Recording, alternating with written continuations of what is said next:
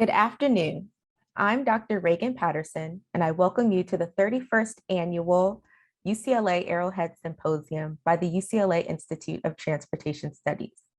The topic of today's session is transit before and during COVID-19 with Dr. Carrie Watkins and Dr. Brian Taylor. COVID-19 has impacted transit ridership and costs. This session explores what changes will be short-lived and which may change transit for the longer term. Doctors Watkins and Taylor will both give a 20-minute presentation. We will then join in a discussion and take some questions from the audience. Please be sure to add your questions in the Q&A feature as noted in the previous video, and we will do our best to answer them after the presentations. All right, with that, I'd like to first welcome Dr. Carrie Watkins. Carrie Watkins is the Frederick Law Olmsted Associate Professor in the School of Civil and Environmental Engineering at the Georgia Institute of Technology. Her teaching and research interests revolve around multimodal transportation planning and the use of technology in transportation, especially as related to transit planning and operations and improved traveler information. As a PhD student at the University of Washington, she co-created the One Bus Away application, one of the first open source transit software projects in history. If you've checked real-time transit predictions, you've likely benefited from the work of her and her team. Welcome, Carrie. Thank you so much. Give me 1 second to get my screen shared.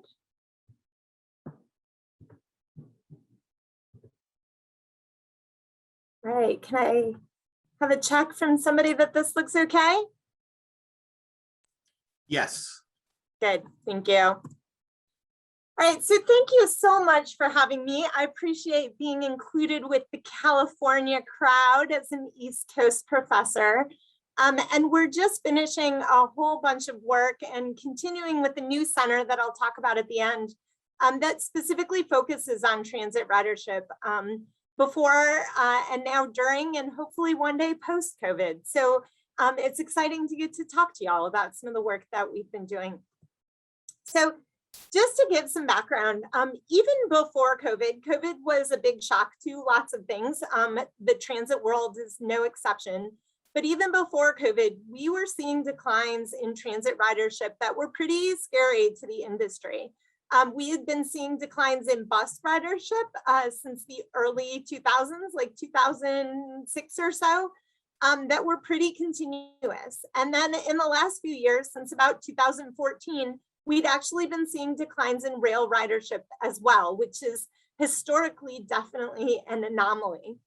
And the thing is, we are somewhat alone in this. We're not alone in having ridership losses, but when we look internationally, most of the other places that have ridership losses, there's some easily identifiable demographic reason that they have major population shifts, that changes in employment, that there are just reasons that this would be occurring. And in the US, it was not as obvious what exactly might be happening. So we have started doing, the team that I work with, who I'll actually introduce at the end rather than the beginning, we had been doing a bunch of different research for our local university transportation center, STRIDE, for our local transit agency, MARTA, and then for the Transit Cooperative Research Program. I'm going to focus on the results that we had for the TCRP because I'm only going to talk for 20 minutes before I'm going to turn things over to Brian. So that is really what you're going to hear about. And so if you want to learn more about these things, Report 209 is already out there. You can search for that via TCRP's website. And then Report 213 is out there in a draft form. And so you can find that out there as well. And many of the things from Report 213, we're actually publishing more academic versions of a lot of that work as well. So for the academics in the audience, you can even look for other papers related to all of this. And I'm happy to take questions or even emails later if you're looking for more detail on any of it. And then I'll talk at the end about our new UTC T-score. So a couple of things that we learned in our early TCRP work. We started off looking at ridership and ridership change. And the basic things that we have long said in the industry were pointing towards the existence of ridership. The amount of service that is provided, the population in an area, and the amount of that population that is lower income. Those were kind of the things that the literature had really said are the major causes of why transit ridership exists at certain levels. So one of the early things that we did was we looked on an urban area by urban area basis. So think of it as a major city, a metropolitan statistical area size city, on that kind of basis, at relationships between ridership and how much service was provided, ridership and how many low-income individuals there are within easy reach of transit, those kinds of things. And high-level results, some of the most interesting things that we found when we compared just plain ridership to the amount of service being provided. And we segmented these cities by how transit oriented they were as opposed to auto oriented they were. The more transit oriented cities got so much more bang for their buck, so much more ridership per amount of service provided. So easy win for transit agencies is to be working with your cities to make sure that you're actually transit oriented, that the development that's happening is close to transit. That might not be such an easy win because it involves a lot of players, but it's definitely a way to make sure that it's easier to provide service. Another thing that we looked at through this early report was we were really trying to get at understanding the change in ridership that was occurring. And so we started looking at, okay, how does change in service relate to change in ridership? And one thing that was really interesting that came out of this was the agencies that had not been losing riders over that sort of 5 to 10 year period pre-COVID were the agencies that provided more service. So if they upped their service levels, they might not have been losing riders. But if they left service the same, they expected to be losing about 8 to 10% of their ridership. And so there's this definite change that even pre-COVID was happening. Something was taking away riders. And that's really where our second TCRP project came in, was to try to understand, okay, what was it? The traditional things that we had always been looking at were no longer the things that were necessarily predicting ridership well. There was something else that was affecting it. So one of the first things we did in that study was we expanded the criteria that we were looking at. And we did this along the lines of trying to understand both internal and external influences and those traditional things that there was a lot of literature about versus those emerging things that were really trying to change the system. And what we did was we set out to try to get data in as many of these categories as we possibly could through our TCRP project. And we weren't successful on all accounts. There are some of these things that are very, very hard to measure what the effect on transit ridership would be. But some of these things were things we could get data on a nationwide basis, and we could do higher level models on a city by city basis. Some of them were things that we did more of a route level analysis in just one city or a couple of cities.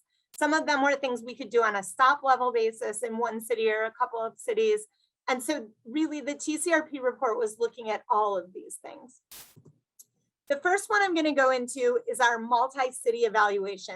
So this was what we were doing on, again, this city by city basis for the entire nation, looking at the largest metropolitan statistical areas. And what we found was there were two factors that were really contributing to net increases in transit ridership. And the years that we looked at this were 2012 through 2018. So that 6-year period. First of all, more service. Just like all the literature says, just like our earlier work says, on average, transit agencies were increasing service, and that was bumping up ridership. Service increases were bigger on rail, and therefore ridership gains were bigger on rail. And so overall, over those 6 years, across a wide range of agencies, on average, we were seeing 3 to 5% more bus ridership as a result of service increases. We were seeing 10 to 18% more rail ridership as a result of service increases. In addition to that, population and employment were largely growing in many locations from 2012 to 2018. And so that increased ridership. But there was an offset because metro areas were becoming less centralized at the same time, and that offset those gains.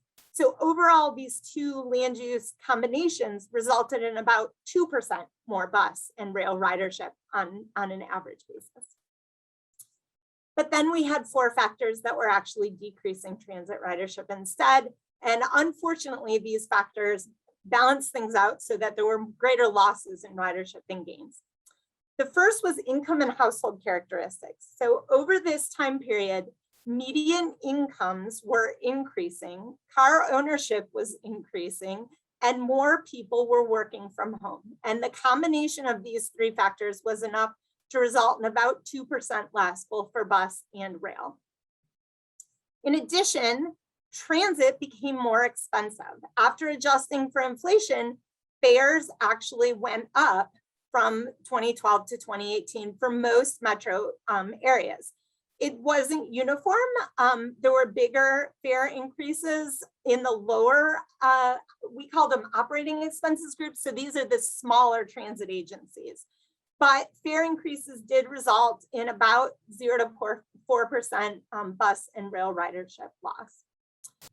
In addition to that, transit's more expensive and driving is less expensive. So after adjusting for inflation, average gas prices have declined, and the lower cost of driving is decreasing transit ridership. So we were able to attribute about 4% of the loss in ridership to cheaper gas prices.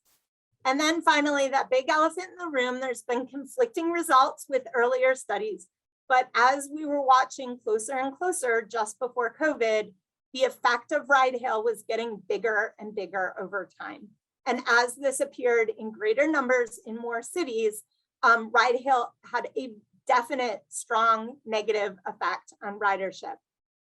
Bike share did not exist as predominantly in most cities, enough that we were able to notice an effect. It was slightly positive and e-scooters were slightly negative, but in our models, both were insignificant. So essentially they were 0. What we saw from that ride hail effect though, was that bus ridership had decreased 10 to 14% and rail was a bigger range. It was either 2 to 12. So let me show some of the graphics for the less numbers intense people on the call. You can skip this part and just listen to my words. But essentially, when we looked at it in these different categories, we were trying to model the ridership change. We compared that to the actual observed ridership change. Anything that is unexplained means these are some other things that our models were not accounting for. But on the whole, for the stats folks in the room, our R-squared values were actually pretty good. So we were able to account for much of the change that was occurring. This graphic is on the bus side of things. And so the high is the larger agencies. It's the amount of operating expenses they have. So it's the larger, the mid-size, and the smaller agencies. And you can see on the bus side, the results are pretty, oops, I did not mean to do that. The results are pretty similar across the board. It's very similar results as to how much things like rideshare were affecting. On the rail side, it's different though. Our rail models did not predict quite as well, but we were still able to get pretty close. You can see that much larger increases due to increases in service being provided, and much lower decreases from the competing modes. And so because of that, in the big cities, they actually didn't see much of a decrease in ridership. Our models actually showed a slight increase, but it's close to 0, right? Not much change in ridership. But among the medium-sized cities that do have rail, they were seeing similar effects to bus. So lessons and takeaways. This was just part of what we did for the TCRP. In the interest of time, I'm not going to go into all of the other analysis, but some high-level takeaways, and I'll mention some of the other analysis we did that if you're interested in digging deeper, you can. We did some case studies in Minneapolis, St. Paul, and in Cleveland, looking at the impacts of having transit priority. So having LRT or BRT coming in and seeing how that changed ridership on top of just a comparable amount of service on a more traditional bus. What we saw was that these services can increase ridership substantially, even with limited service increases. So putting these fixed transit priority kinds of modes in can have net benefits even without just increasing service. We also did a future strategies analysis in which we tested bus only lanes, and we saw that this can increase transit ridership even above increases in service as well. We also did some case studies looking at fare policies and discounts. We did this in Topeka, and we saw that having these innovative fare promotions and things like that, that you can actually increase the use of transit even in these smaller systems, because it gets the attention of people who might not otherwise be on the system. And then micromobility was something we were really interested in. We wanted to look at e-scooters. We did a case study in Louisville, and we saw that e-scooters have limited, if any, impact in Louisville. So this was kind of echoing some things we were seeing in the city by city models that I explained earlier. Some other takeaways: condensing service can increase transit ridership. We did some system level analysis that I just talked about. I didn't go into enough detail to talk about the fact that we actually looked at these bus network redesigns that are pretty popular in a lot of cities across the US. We have one that's being explored right now here in Atlanta. And what we showed was that in addition to service increases that might come with those redesigns, the redesign itself was actually increasing ridership as well. And then in addition, we did a future strategy analysis that showed that there was potential to increase transit ridership by reallocating, mostly by condensing service to the higher ridership routes. And we also saw that pre-COVID peak hour service was the most productive. I know that Brian also has research in this area looking at this peaking effect that we were seeing, where a lot of agencies ridership was going up, was either stable or was going up in the AM and the PM peak. But it was the off peak where we had the most issues. I will come back to that in a minute because that is something that is changing with COVID. So speaking of which, a little add-on to this is we've done some work with our own agency here in Atlanta. And I know Brian's going to go into this in much more detail, but our own picture here in Atlanta, we were looking at how ridership changed because of COVID on rail versus bus. And what we've seen is that there were significant drops in the rail ridership. These tended to be folks who were more able to work from home during COVID.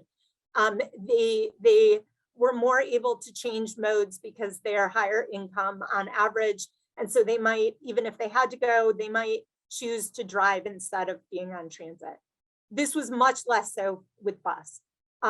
Our bus in Atlanta, we actually have similar ridership, or at least pre-COVID, we had similar ridership numbers on the two. And on bus, it was frequently carrying those folks who were critical workers. They still had to get there. They physically had to be there. They had no other way to go. And so they were still on transit during COVID. And you can see that in the changes in ridership graphics pretty strongly here, even without dates. It's hard to see on the screen, I'm sure. This odd bump here was when MARTA was not taking fares on buses in order to minimize exposure on the part of the driver. And then they switched that and they started taking fares again. So you do see a little bit of a loss of ridership when it was no longer free, which is an interesting decline to study in and of itself. So then that brings up the question. All of the things that I have talked about so far were all data that was pre-COVID.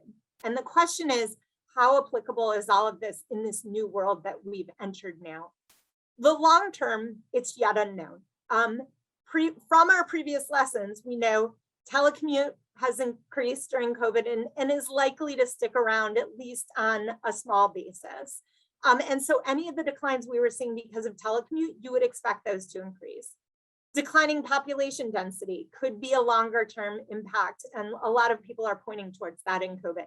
And again, we saw ridership losses and could develop elasticities based on, population declines. How much do we expect that to impact ridership? Low gas prices during COVID, higher fares may result. These again are things that are likely to hit transit hard. We saw the biggest change from new modes though, and how we're going to see rideshare pivots during all of this, how they already have, how they'll continue to, that really remains to be seen as well.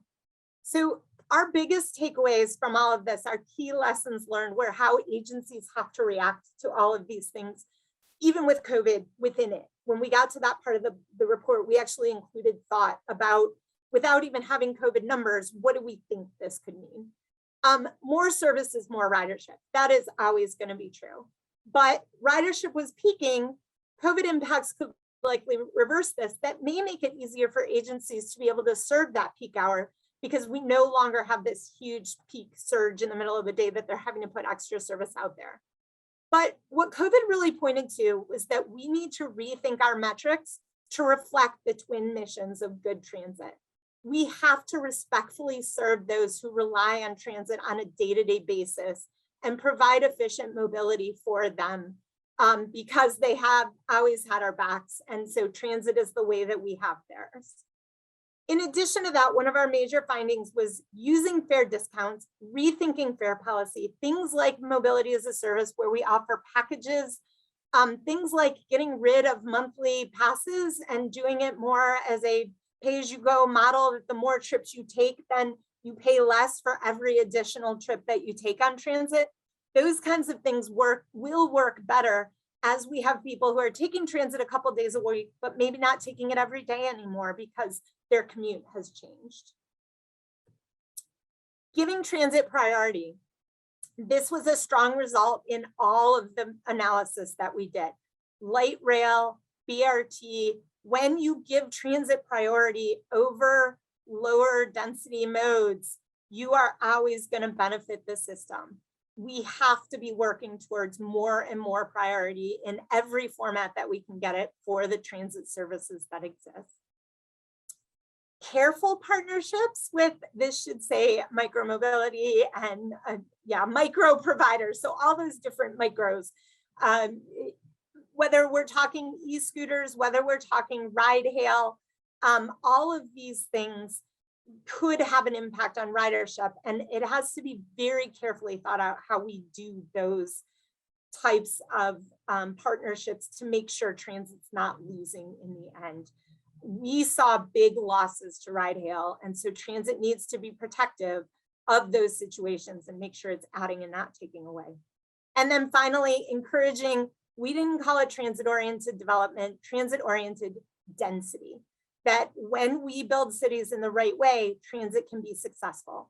And when we don't, and I'm sitting in one where it didn't happen, then it's transit has an uphill battle to be running successful services.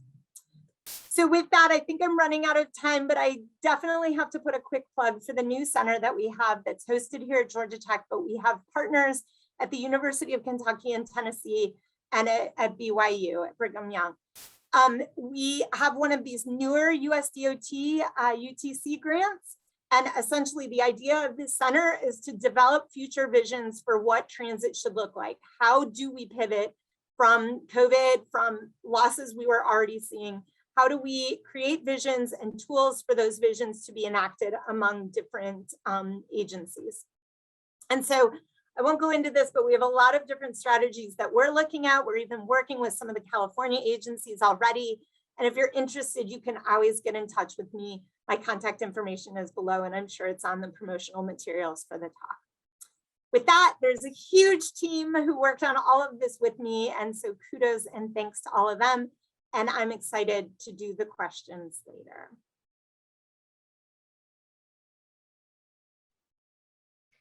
Thank you so much, Carrie, for that presentation. You covered so much within that, so many different factors. And I want to reiterate the point you made, give transit priority. We're all on this transit call. So I definitely want to reiterate that.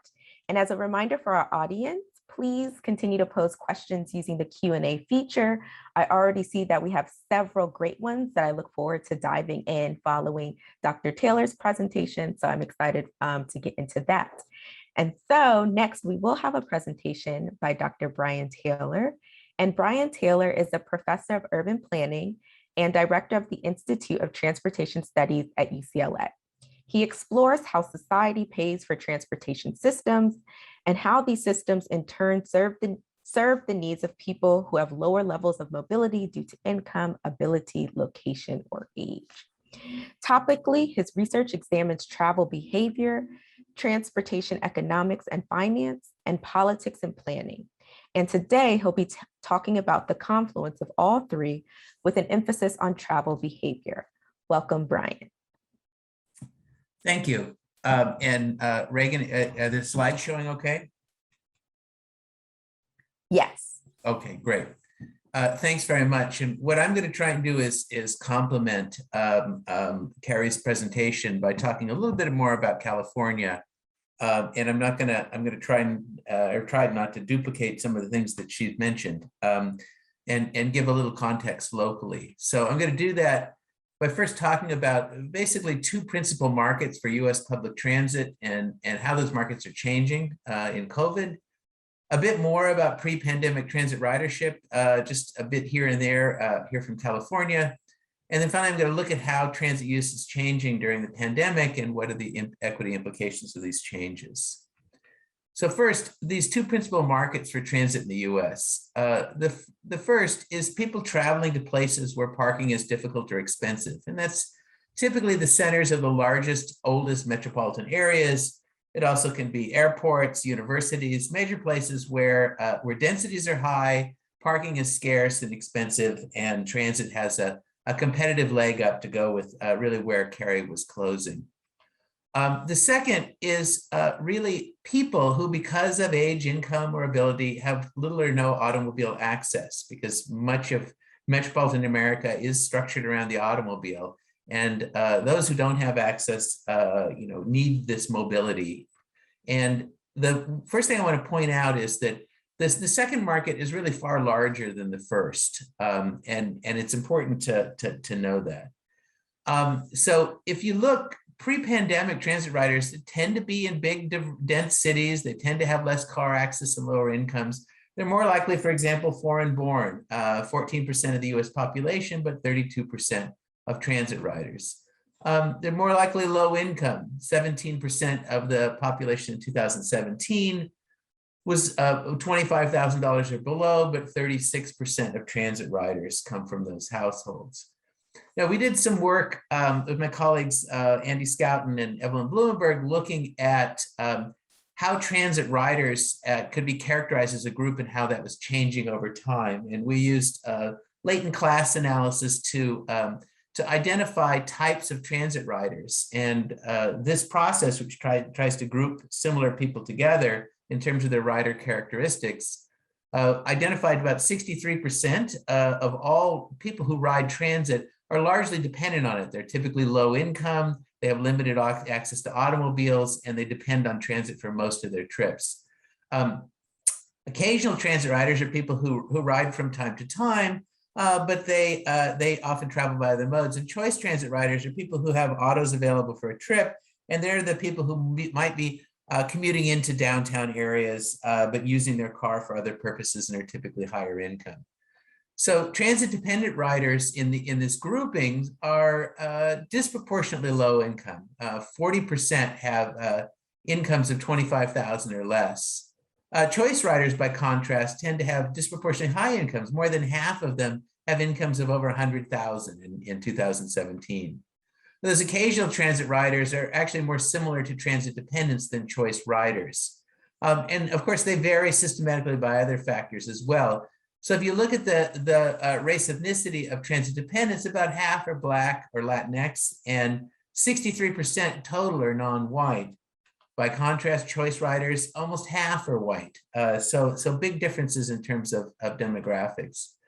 And what we found in looking at between 2009 and 2017 is that actually the share of transit dependents was growing while the share of those occasional transit riders was was declining.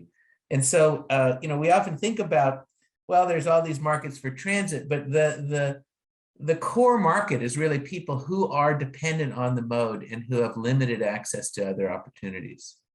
Okay, so the second thing I wanted to mention was a bit more on pre-pandemic transit ridership in the US and California. First, just to note a few things, 7 of the largest metropolitan areas in the country, 7 of the 384 metros in the US account for over 2/3 of all the riders. The second thing is that 2 of the 7 largest transit metros are in California, Los Angeles, which actually lost its spot at number 2 just a few years ago due to transit ridership losses, and San Francisco clocking in at number 5. The other thing I'd notice is the 800-pound gorilla there, New York at the top, accounting for over 40% of all transit riders. But we do have 2 major transit metros in California. Going to that again, and this is something Carrie had said, I want to echo, is that just 13% of the population lives in places that are over 10,000 people per square mile, but over 58% of transit riders reside in those places. Similarly, large metros account for a very large share of overall travel. And perhaps most importantly, is that households with no vehicles in them, that's only 5% of US households, but 46% of all transit trips are made by people who reside in those 5% of the households. So those without cars are an enormous market for public transit, and it really points to an important mission of providing mobility for those without. Here's some work I did with a doctoral student at UCLA, Julene Paul. We looked at 3 different definitions of high quality transit areas, which we termed high quality transit, old urban, or top transit commuters. And just to focus on LA, we can see this is 0 vehicle households. And while there wasn't a lot of change in the Bay Area, which is the 3 columns on the right, in LA, we've seen in the 2000s significant declines in 0 vehicle households. And remember, a huge share of transit trips are made by folks in those households. Carrie talked about mode, and I'm just going to show some California data here. We saw that during this period of 2008 to 2018, she was talking about 2012, but we can see really a tale of 2 modes that mirroring those national trends she showed, that bus ridership was eroding. Well, rail ridership up until the late 2010s was doing pretty well, and in many cases offsetting a bunch of that. But the rail that was offsetting was really concentrated as well. We have rail transit in San Diego, in Los Angeles, in the Bay Area, in Sacramento. But BART was a big share of that. And in fact, this is a scaled, Jacob Wasserman put this together, who's on this session. This shows the yellow blob back there in the middle is actually trips between the East Bay and San Francisco. The navy blue is San Francisco Muni. The green is AC Transit. Blue is Caltrain. And purple down there is VTA, just to give you an idea of some of the operators. But you can see how dominant BART and San Francisco Muni are. And in fact, a huge share of the rising transit ridership during the 2010s were trips into and out of downtown San Francisco. And in fact, if you look at all Bay Area ridership during this period, Trans-Bay BART ridership, not all BART ridership, but just crossing the Bay into downtown San Francisco, accounted for a huge share of the growth in transit use in the Bay Area. And when you took that away, the Bay Area looked a lot like the rest of California. Now, that's kind of important because we can now turn to what's going on in the pandemic.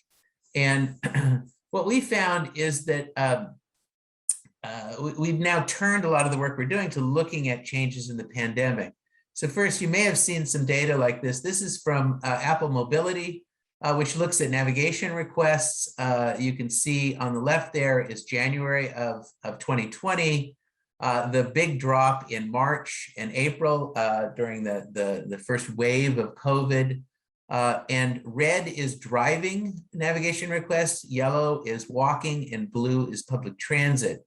But what you can see is a pretty quick recovery of both walking and driving, while transit remains considerably lower. And that's a real challenge that we're going to be facing in the transit agency moving ahead, is how we can address that sort of longer malaise as a result of the pandemic. So zooming in a little bit, we can look at ridership recovery in the US and California, and this is just between July of 2019 and July of 2021. So the US is in yellow, California is in blue. This is absolute numbers. You can see that as a kind of a share of the overall country. Looking at mode, and this is just for California, you can see that very much the erosion that we saw leading up to the pandemic on the yellow line for bus, the big crash, and then slowly but surely and haltingly bouncing back in terms of bus patronage. While rail ridership also had a drop. It's lower in California, but the recovery has been much more halting and uneven, and the slope is lower. So we really are seeing the recovery in bus. This is another representation of those two periods put together. This is from 2008 to into 2021. And you can see the blue line on the top shows that erosion of bus ridership in California that Carrie showed for the whole nation. And then the drop off, but the bigger recovery, and rail ridership, which had been doing better prior to the pandemic, growing with the big drop and a much more halting recovery. So we're sort of seeing this switch between the two modes. Now, I talked about the Bay Area because it is unique in California in many ways, and in San Francisco is one of the most transit-friendly places in the country. This shows per capita ridership. So this is just transit trips per capita across the various metros in California or urbanized areas. You can see that Los Angeles, Long Beach there is the second largest, San Francisco, Oakland 13th, San Diego, Riverside. And what you can see is that really the Bay Area is the outlier in terms of per capita ridership up to the pandemic, but a much bigger drop than the other regions. And while it's still number one in terms of trips per capita, it now looks much more like the rest of the state in terms of its ridership. So it had the largest number of discretionary rail riders and had the biggest drop. So you can see this is a big about face, is that before the pandemic, rail transit in the San Francisco Bay Area, with its relatively more affluent riders and significantly into and out of downtown San Francisco, fared better in terms of ridership than did Los Angeles or the rest of the state. During the pandemic, rail ridership in the Bay Area fared worse with respect to ridership, while buses in areas with higher proportions of transit-dependent riders have recovered more patrons, lost fewer and recovered more. So with that, it raises some transit equity implications about COVID-19 that I want to just explore a little bit. And again, this is work that I've done with UCLA PhD student Julian Paul, as well as Eric Dasmalchi, a former master's student. We analyzed changes in transit use sort of pre-pandemic to early pandemic and early pandemic, excuse me, to mid-pandemic. We got data from MBTA in Boston, Houston Metro, and LA, which are three very different parts of the country. They supplied us over these time periods with stop level boarding and alighting data. And we paired this with pre-pandemic ridership data from those agencies, the National Transit Database, American Community Survey, to try to look at what communities were seeing big changes in ridership. So first, for these three cities, green, I guess with the Celtic green, Boston, the dashed line is rail, the green solid line is bus, Houston is orange, LA is purple. You can see that buses generally lost fewer riders across all these systems. You actually see LA bumping up and down with bus ridership, but the other two are more consistently lower for rail ridership than bus. These are from separate rider surveys. There's just a few things. First, this is all bus riders. I want to point out is that compared to the three cities, Boston has significantly more white riders than the other regions. Boston, significantly more Black riders than the other regions, a much larger share of their total ridership profile. Well, LA, more Hispanic and also riders from zero vehicle households in the other two areas. So some significant differences between those areas. Again, this is before the pandemic. And these are the last things I kind of want to show you is that in each of these, what we did is on the left is changes in bus ridership between April 19th and the beginning of the pandemic in April 2020.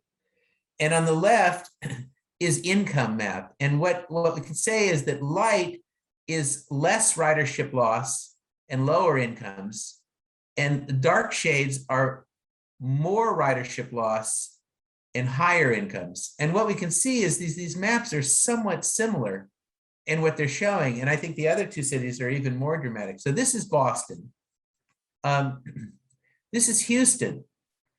Again, the light colors are fewer riders lost and lower incomes, and the dark shades are more riders lost and higher incomes. And you can see that they're almost interchangeable in terms of where riders were staying on buses was really in low-income neighborhoods in these cities, and where they were leaving them was in higher income neighborhoods. And finally, here it is for Los Angeles. You can see Santa Monica Bay there on the lower left and the mountains on the upper right. Again, less ridership loss and lower incomes in the light areas, and more ridership loss and higher incomes in the darker areas. And again, they look almost, if we were to mix them up, it might be hard to discern which is which. So we did some statistical models of this as well to look at these changes between pre and early pandemic, and then early and mid pandemic and pre and mid pandemic, kind of to summarize, more densely populated and more centrally located in neighborhoods tended to lose more riders. So these are the most transit rich areas, and especially downtowns and central business districts tend to lose more riders. Neighborhoods with more Black residents tended to lose fewer riders, and those with more Latinx residents tended to gain more riders back as the pandemic progressed. And finally, Boston, with more white and higher income riders before the pandemic than the other two cities, fared the worst in terms of ridership, while Houston, with more Black riders before the pandemic, fared the best. So really, really strong both demographic, economic, and spatial shifts in the patterns of ridership. So recall that I started by saying that there are two principal markets for transit in the US: people traveling to places where parking is difficult or expensive, who are more likely to be choice riders with access to autos, and people who, because of age, income, or ability, have little or no automobile access, who are more likely people of color. Number one largely vanished at the start of the pandemic and has been very slow to return. Number two dipped at the start of the pandemic and has substantially returned. And so what that means is the profile of who's using transit right now is very different than what it was before the pandemic.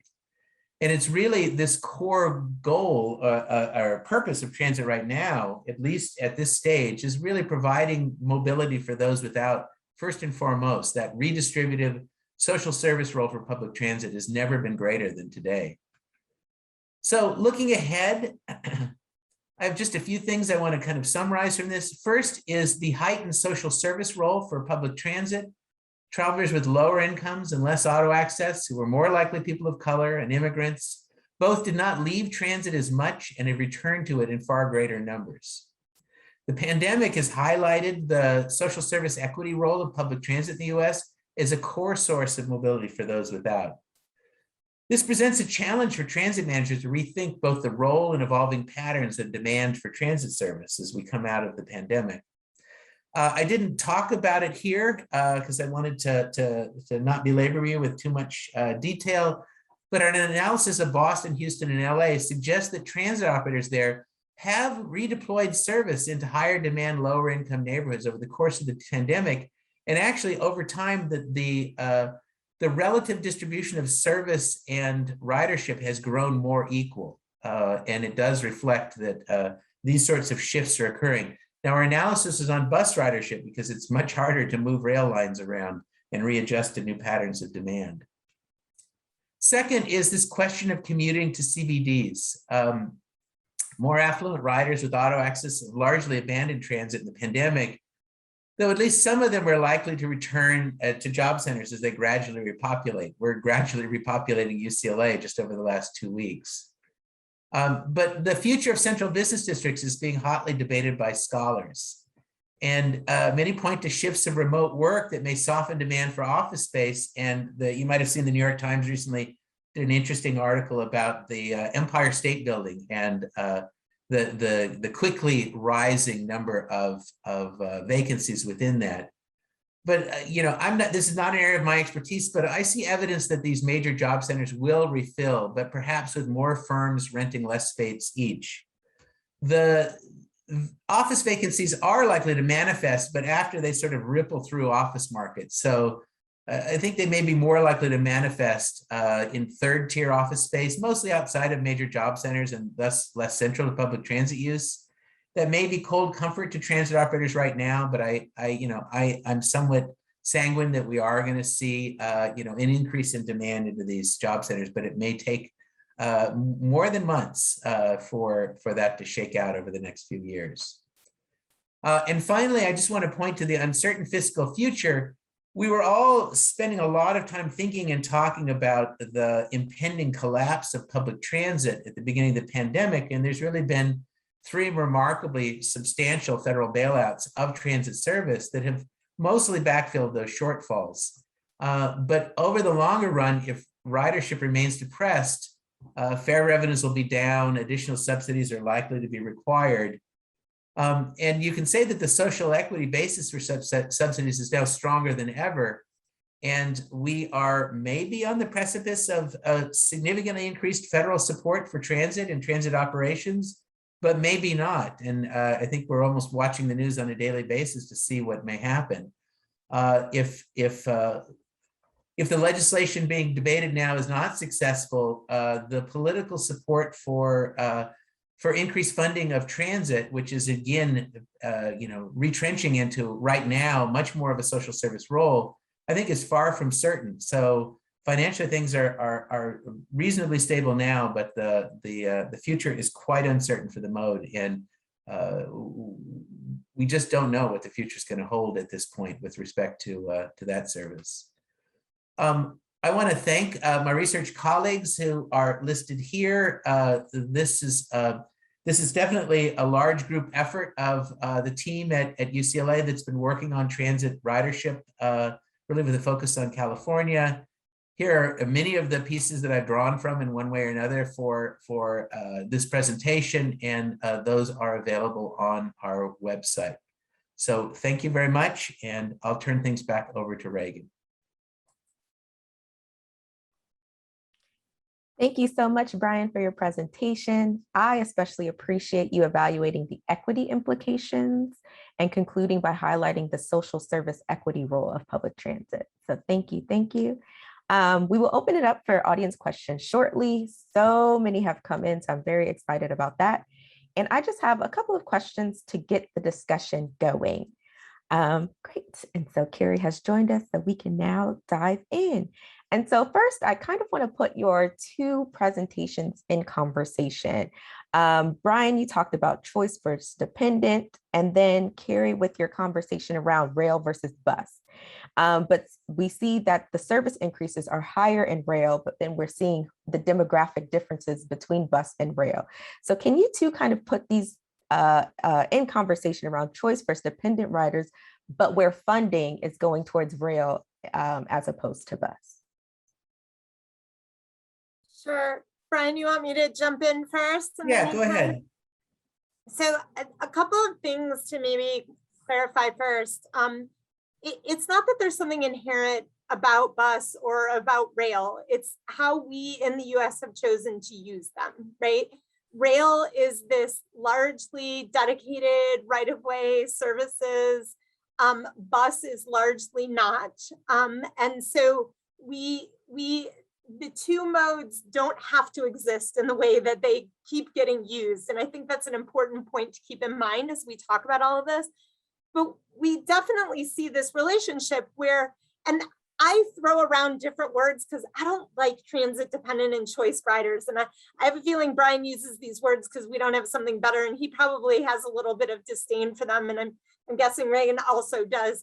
The one I've heard lately that I like a little bit better is transit reliant, because I've gone through periods of my life where I chose to be reliant on transit, but it wasn't, I was one of those higher income riders that Brian showed. I had no vehicle available, but that was my choice to have no vehicle available.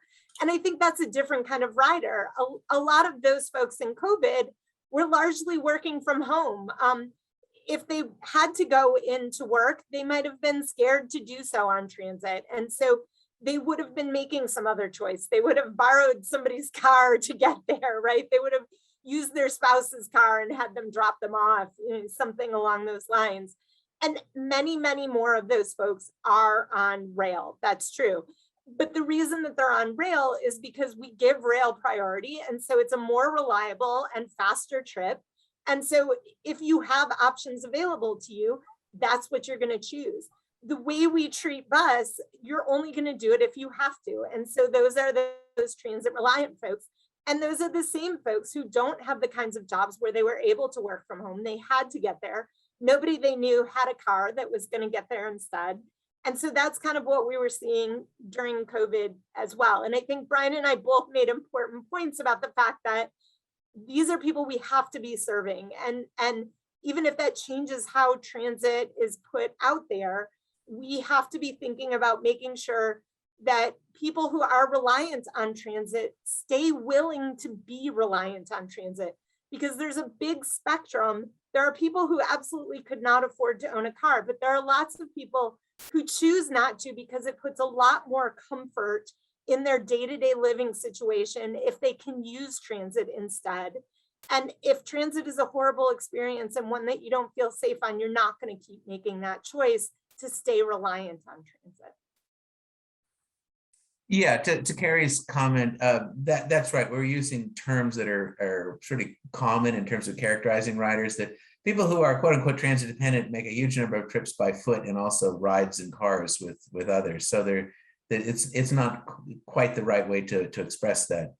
I think that we sometimes conflate two issues, and really Carrie was alluding to that a little bit. One is this idea of focusing on steel wheels and rubber tires, and really the most important thing is whether there's an exclusive right-of-way or whether you're operating in mixed traffic. So if you've ridden the Judah or the K Ingleside, you know you can get stuck in traffic on a light rail in San Francisco. And if you've been on the Orange Line busway, you know you can operate in an exclusive right-of-way that provides sort of rail-like service. I think that that what we have had a dilemma with is how much do we devote to services that connect central city, downtown central business districts to outlying suburbs, and how much do we try and build out networks? And I think that one of the things that we can take from this more attractiveness of rail, more reliability, is to say, how can we make the bus experience more rail-like? One of it is in densely developed areas to provide more transit priority, more opportunity for buses not to be waiting for small package delivery and ride hail pickups and drop-offs in stops, less invasion into busways when we do our bus lanes when we have them, to do a variety of things. We can give transit some privilege in moving through urban landscapes relative to private vehicles, so that it becomes more attractive. And I think there's a lot of research, and there is a lot we can do to significantly narrow the gap in terms of the utility of traveling by car and by bus. And that hasn't gotten the attention it needs. I think that's starting to grow. I think that there's more movement around that, at least in California, prior to the pandemic. And I hope that continues, because there's an enormous amount we can do to make buses faster, more reliable, and a more attractive mode for more people. Thank you. And speaking of ways of doing that, one important way is through federal support. And you concluded by mentioning federal support And so I do want to ask, we're in this time where, as you alluded to, we're all watching to see what's going on with this bipartisan infrastructure bill, this reconciliation package. But we did see a shift in funding during COVID where money was allocated more to operating expenses. And so can you, Brian, and then Carrie, you're more than welcome to jump in as well, about how our funding structure works. And there's also been this congressional push for transit parity. So just if you can further describe federal support and what's needed. Yeah, so historically, the federal program, especially in larger cities, has been exclusively for capital matching. And that in smaller cities, you can use federal funds for operations or capital, but there's strong incentives to use that for capital as well. And that had been sort of a bipartisan agreement that existed for many times. So a lot of times, transit agencies get significant support for buses, rail cars, other kinds of capital improvements, but they turn to state and local sources for operating funds. We're going to hear later in this symposium, two things. We're going to have a session on transit finance specifically, and there's going to be another session where we have folks from the FDA who are going to be talking. But there has been a radical transformation over the last year in terms of federal support of transit operations, and it's hard to let it pass uncommented on. This is a dramatic increase in federal funding of operations, and whether that continues or not really is going to have an enormous effect on transit moving forward. And if both bills pass, we're likely to see long-term federal operating support in a way that we just haven't had in the past, as I understand it. And so that's sort of hanging out there. But right now we have federal support of operations in a way that just hasn't existed, and that's a significant change right now, and is really what has kept sort of a transit financial disaster from occurring over the last year.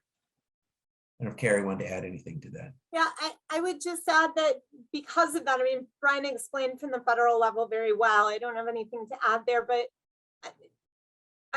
it differs a lot on a state by state and a local basis because of that, right? I live in a state where the state does not support transit either. And so all transit funding has to come through, sales taxes, other local sources.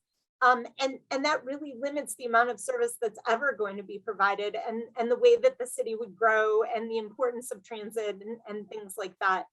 And so I think this funding at the federal level, it's a good way for us to ensure that we can achieve some of the equity goals that we were talking about, right? If we're trying to help people have mobility so that they have the ability to hold down a good job and things like that, then we have to be subsidizing transit to make sure that they can actually get there. We can't have cities like Atlanta where a transit trip from an area that is affordable to an area where your job happens to be could take you 4 times as long as if you had access to an automobile. That can't be the situation if there are substantial numbers of people who are having to do that trip because they have to live where they're choosing to live because they can't afford other areas. And so that goes towards this idea that if we're trying to make a more equitable society, supporting transit at the federal level has to happen. Thank you. All righty. So now I will turn it over to audience questions. And I believe our first question is coming from Krishnan. Hi, good afternoon. Krishnan Viswanathan, Cambridge Systematics.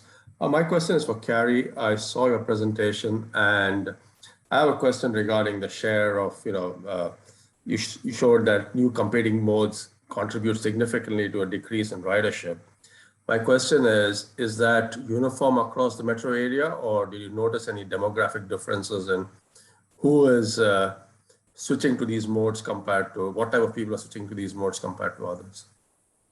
Yeah, so this analysis was being done on a city by city basis. So we weren't actually looking at demographics unless, I guess the way we could have done that is if demographics differed greatly from one city to another.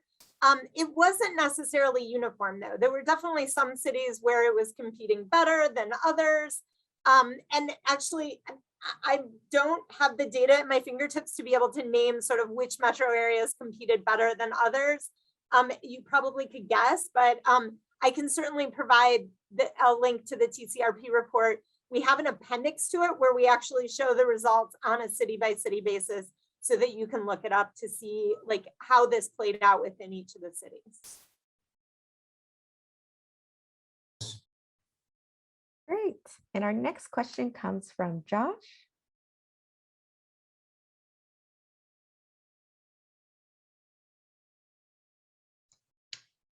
He's on his way. 1 second. I am connected. Hi. So I think my question, I guess it sounds like kind of as transit professionals or as researchers, I feel like we've kind of know how to increase ridership, provide equity, make sure transit can meet everyone's needs, and have the land use meet our complement transit. But the question I guess I kind of have is it seems like it's more of a political issue at this point, and having politicians, whether it's funding going towards transit, which it seems like we somewhat have figured out, but even just basic things like having a bus only lane to encourage people to ride the bus, or increasing zoning density, which at least in California is extremely difficult. So I don't know if you guys have some maybe words of wisdom or encouragement, how we can get our practices actually applied in the real world. Well,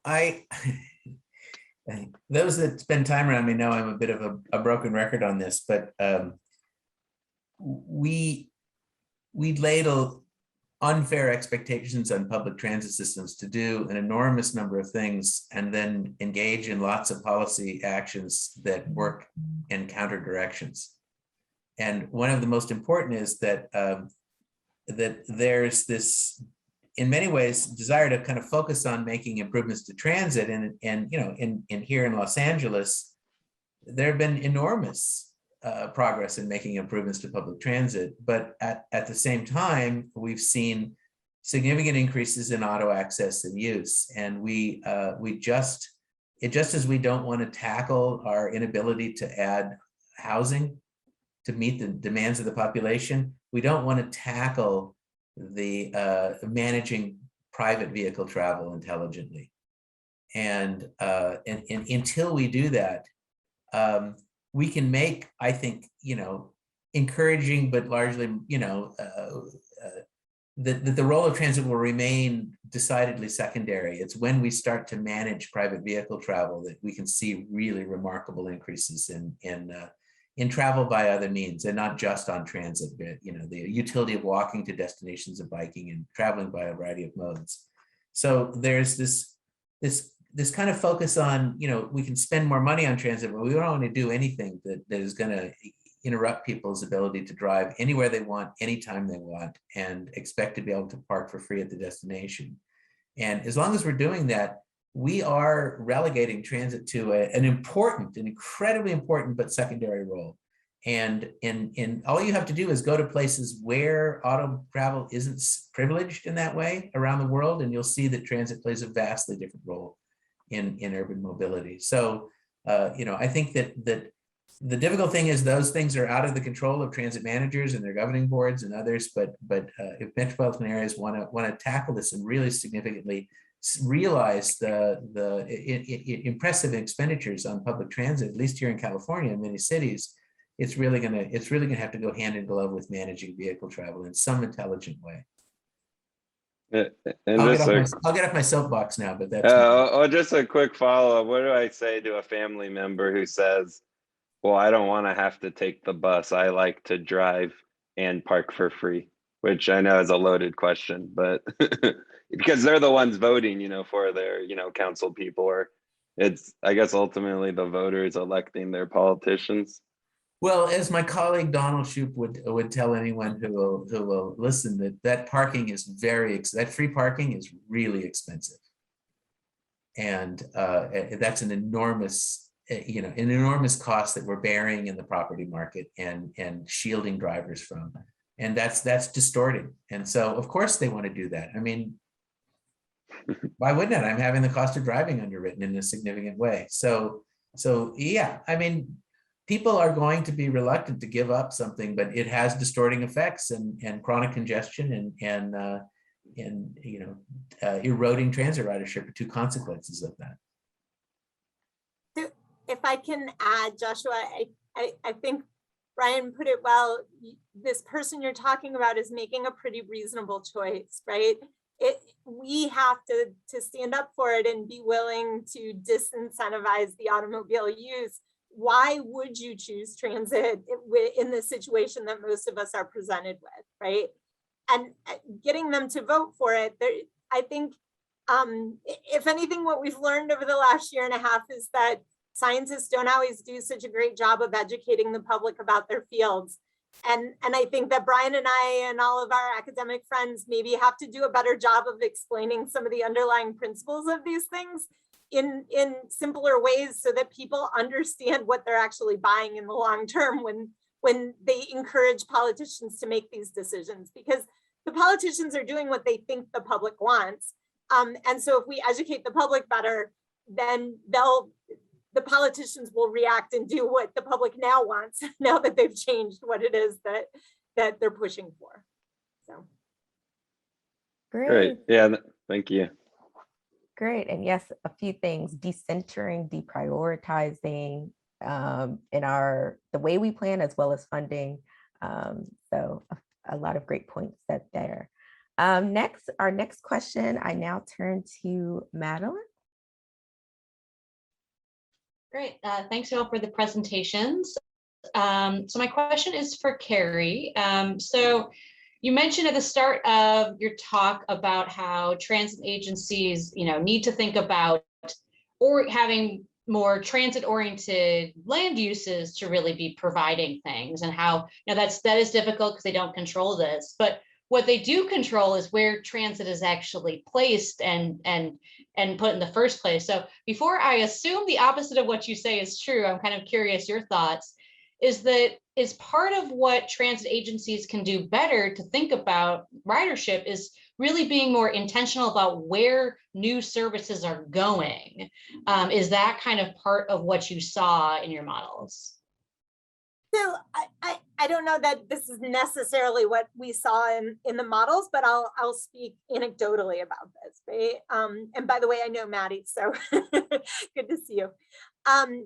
So what I would say is that transit can be more, there could be more outreach. I don't think that there's a lot of work on the part of transit agencies to educate developers, as an example. A colleague, Jarrett Walker, wrote the book Human Transit a number of years ago, and it talks about the fact that, like, when we make choices with development, that we are constantly making transit deviate in order to serve people, right? So you have a mall with this giant parking lot, and so if transit's going to serve that mall, they've suddenly got this long journey that's going all the way to the front door to actually get somebody there. Or, other developments that occur, you can imagine lots of these scenarios where we're not doing transit a favor.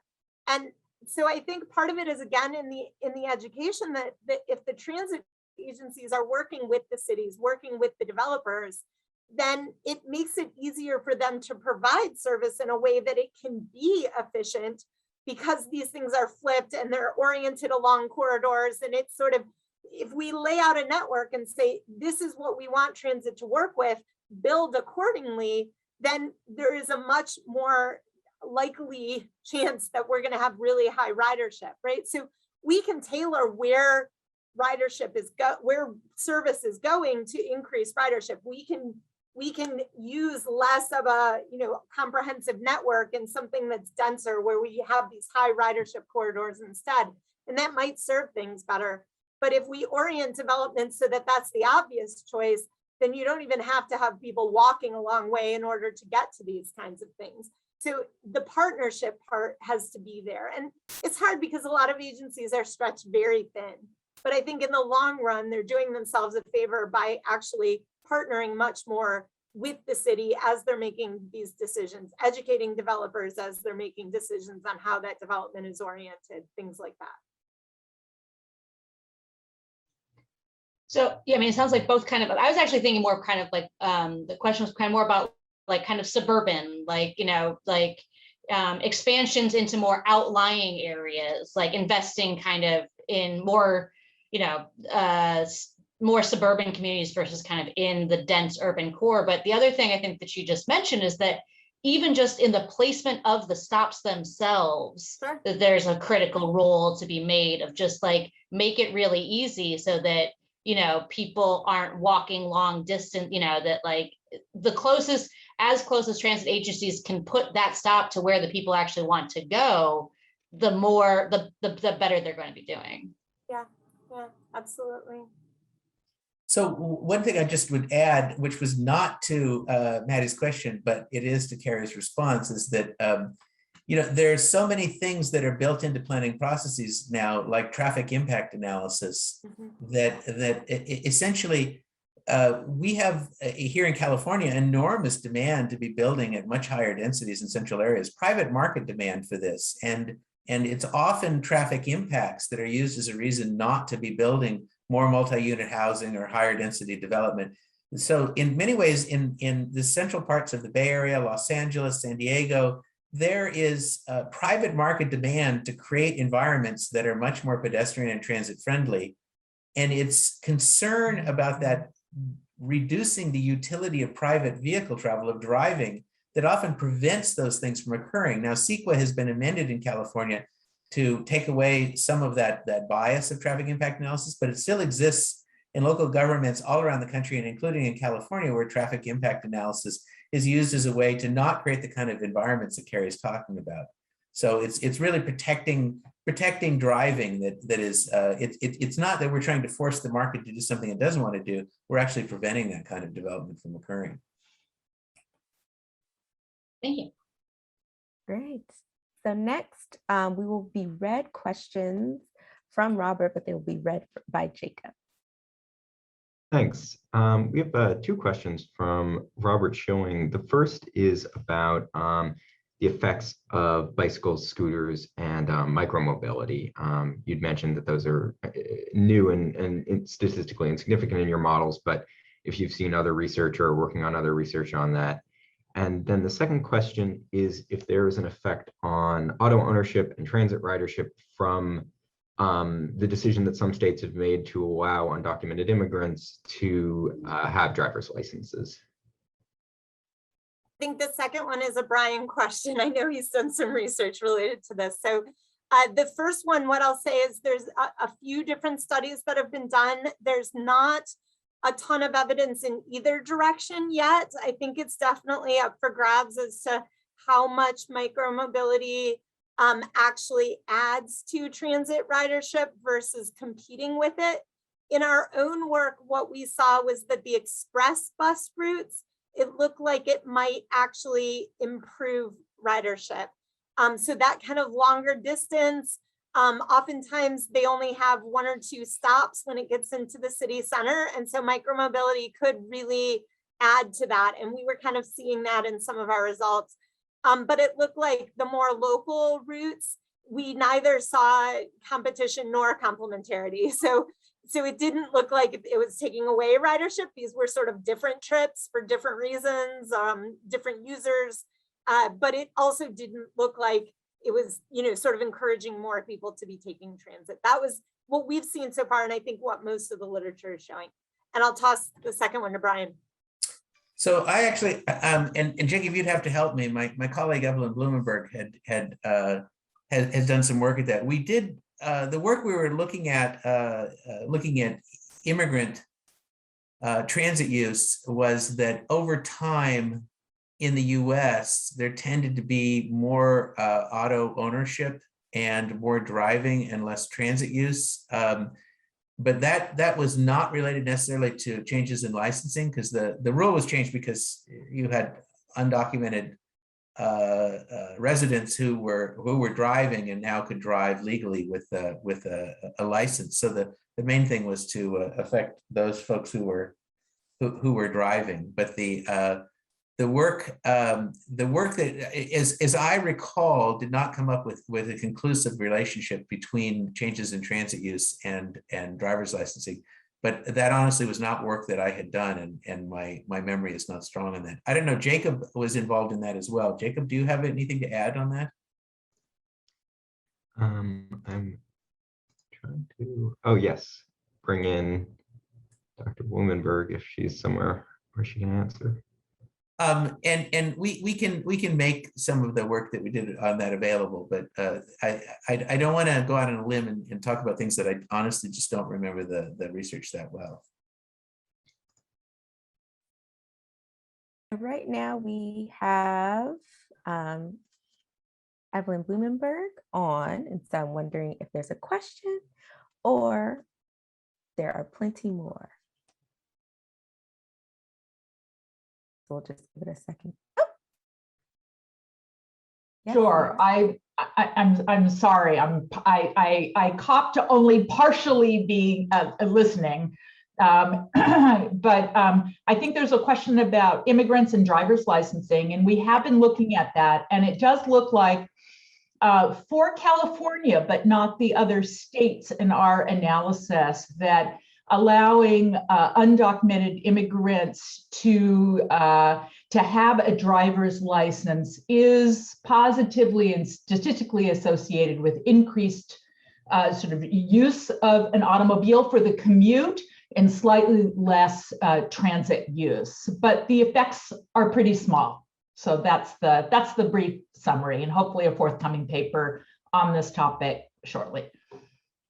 Wonderful. See, I'm loving this Q&A feature and bringing people on to really make this a conversation. So I appreciate the additional input. So thank you. And so next we have Dan Sperling.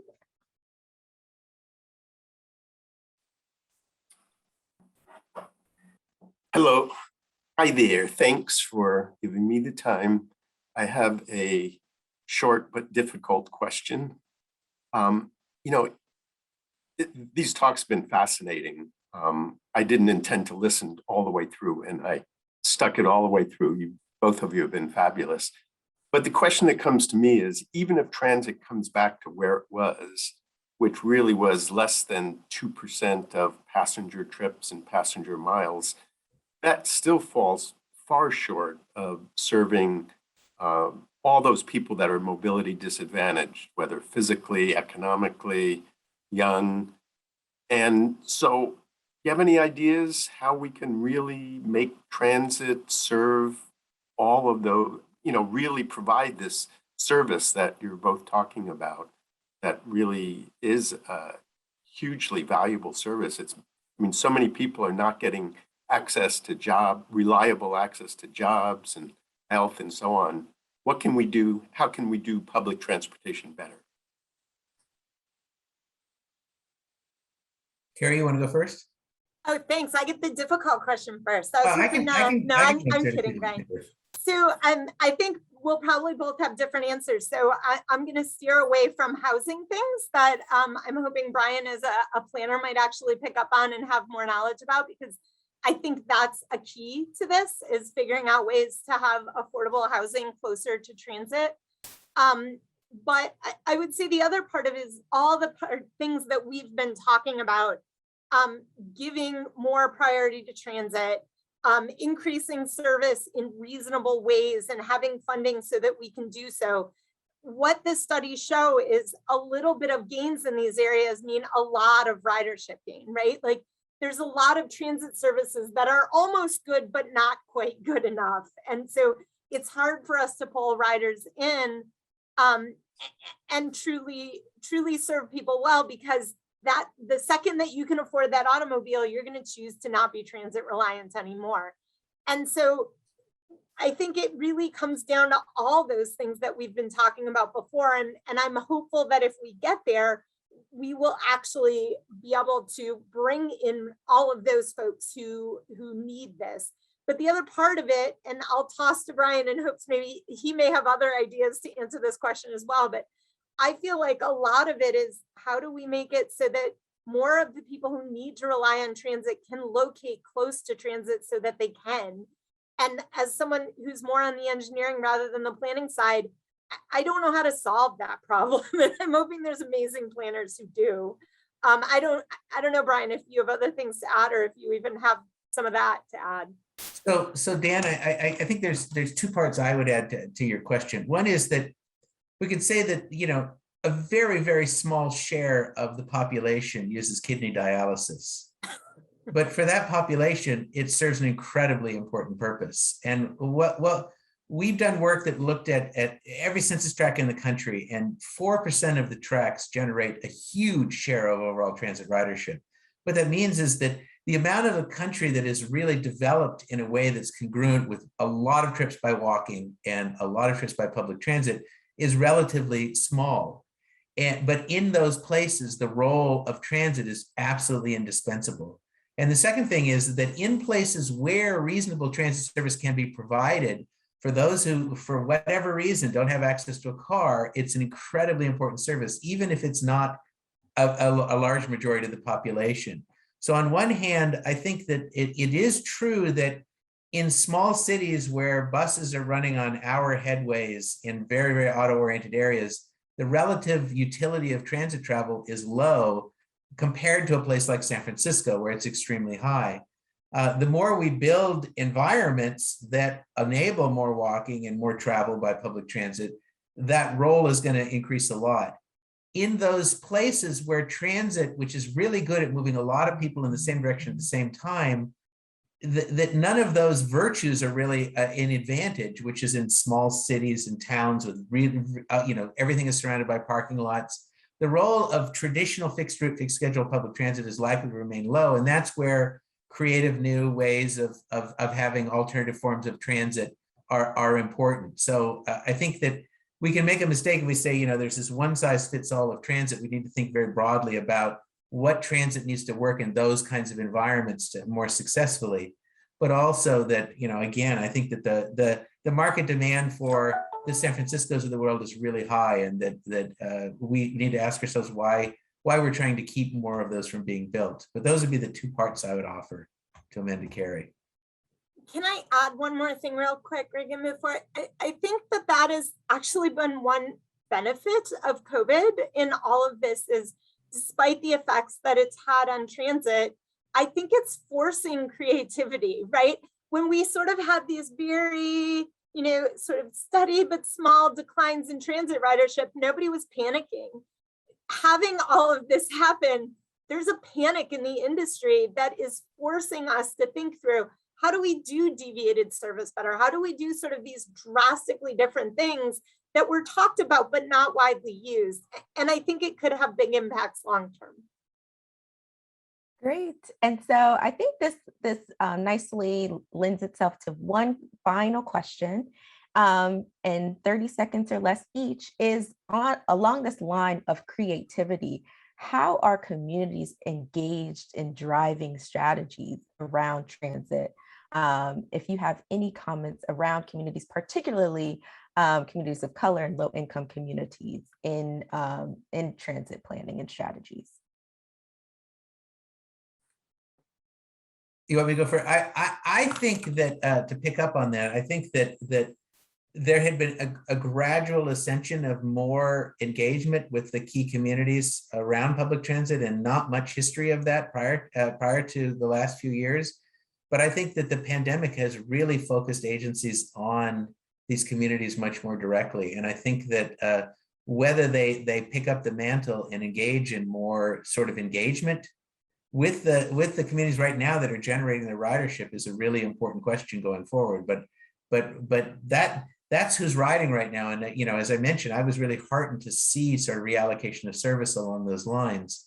But that, I think that's a great question, because it really is that the demographics of transit use have shifted dramatically, and to see whether they're going to respond to that by engaging who their new, the shifting character of ridership is a really important question going forward. So great question. Yeah, it is a great question.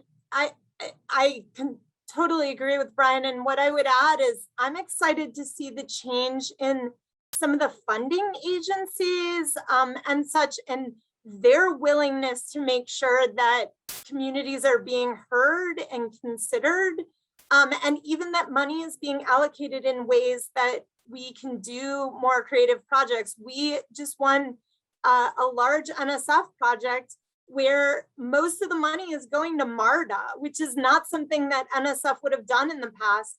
And it's so that they can actually implement this new micro transit kind of service, and that we can study what the effects of it are. And so these funding agencies and such are starting to understand, if we're going to have innovation, we have to be willing to fund a transit agency. We have to be willing to fund a community organization that is going to do the outreach for these kinds of projects. And so I think over time, there's more and more awareness that we have to change the way we're doing these things so we can encourage that innovation. Great, thank you. And I can't take credit. That question actually comes from David Capelli, one of the members of the audience. So thank you.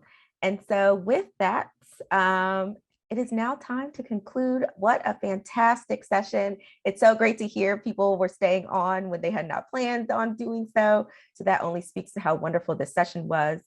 So before we adjourn, a big thank you to our speakers, Dr. Brian Taylor and Dr. Carrie Watkins. Also, I would like to thank our sponsor for this session, LA Metro. And thank you to all of you in the audience for joining us.